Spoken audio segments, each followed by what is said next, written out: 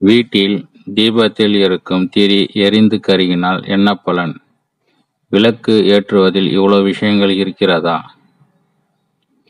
வீட்டில் வாரம் ஒரு முறை அல்லது இருமுறை தீபம் ஏற்றி வழிபடுவது உண்டு.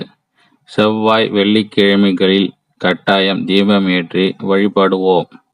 அப்படி வழிபடும் பூஜையில் எரியும் தீபத்தின் ஜோதியில் இறைவன் இருப்பதாக ஐதீகம்.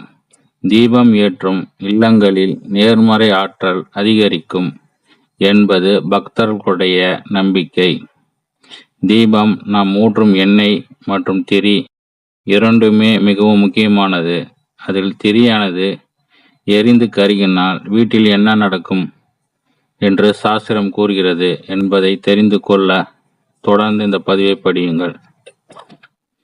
எரியும் தீபத்தை ஒருபோதும் வாயால் ஊதி அணைக்கக்கூடாது. அப்படி வாயால் ஊதி நெருப்பை அணைத்தால் அந்த வீட்டில் தரித்திரம் குடிகொள்ளும். வாயு பகவானுடைய சாபத்திற்கு ஆளாக நேரிடும் என்பதால் இவ்வாறு ஊதக்கூடாது என்று சாஸ்திரத்தில் குறிப்பிடப்பட்டுள்ளது. எரியும் ஜோதி ஆனது இறைவனுக்கு சமமாக பார்க்கப்படுவதால் வாயை வைத்து ஊதி அணைக்கக்கூடாது. வாயிலிருந்து தெரிக்கும் எச்சில் இறைவனை அவமதிப்பதற்கு சமமாகும். இதனால் தெய்வ குற்றம் ஏற்பட்டுவிடும் என்று நம் முன்னோர்கள் நமக்கு சொல்லிக் கொடுத்து வந்துள்ளனர்.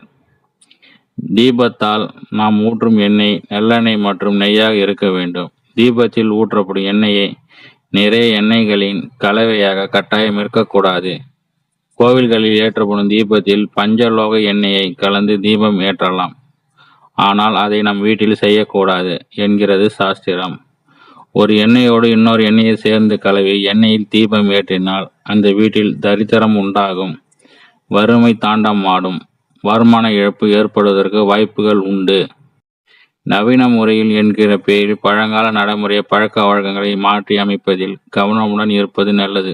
தீபத்தின் போடப்படும் திரியானது பல வகைகளில் விற்பனைக்கு உள்ளன.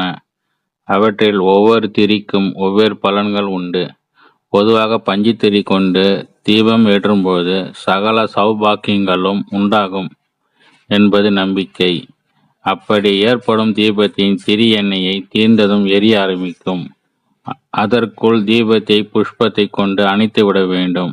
நாம் அப்படியே கவனக்குறைவாக இருந்துவிட்டால் தீபத்திரி எரிந்துவிடும். இதனால் குடும்பத்தில் பண வரவு தடைப்படும். தொடர்ந்து இது போன்ற நிகழ்வு நடந்து கொண்டே இருந்தால் அந்த வீட்டில் செல்வ வளம் குறையும். அதேபோல் தீபத்தில் இருக்கும் எண்ணெய் முழுமையாக தீர்ந்து போகக்கூடாது. 1.5 மணி நேரத்திற்கு மேல் தீபத்தை எரிய விடாதீர்கள். எண்ணெய் தீரும் வரை முன் தீபத்தை அணைத்து விடுங்கள். அதுபோல் மீண்டும் தீபம் ஏற்றும்போது வேறு ஒரு புதிய திரியை பயன்படுத்த வேண்டும். திரி நன்றாக இருந்தாலும் அதே திரியை பயன்படுத்தக்கூடாது. வாரம் ஒரு முறை கட்டாயம் விளக்கை தேய்த்து விட்டு தான் பயன்படுத்த வேண்டும். எண்ணெய் அதிலேயே இருந்தால் எண்ணெயின் நிறம் பச்சையாக மாறிவிடும். இப்படி தீபத்தில் இருக்கும் எண்ணெயை பச்சையாக மாறினால் குடும்பத்தில் குழப்பங்களும் சண்டை சச்சரவுகளும் ஏற்படுவதற்கு வாய்ப்பு உண்டு. அதேபோல் காமாட்சி அம்மன் விளக்கை தரையில் வைக்கக்கூடாது. விளக்கிற்கு அடியில் சிறிய தட்டாவது வைக்க வேண்டும்.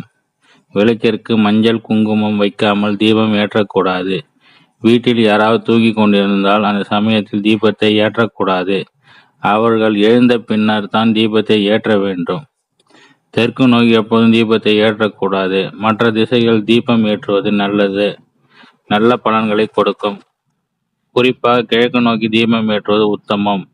இப்படி தீபம் ஏற்றும் விஷயங்களில் சிறு சிறு குறிப்புகளை நாம் கவனமாக பார்த்து கொண்டால் குடும்பத்தில் மகாலட்சுமி நிரந்தரமாக வாசம் செய்து சுபிட்சம் பெற செய்வாள். மென்மேலும் செல்வமானது வளர்ந்து ஓங்கும் என்பது நம்பிக்கை.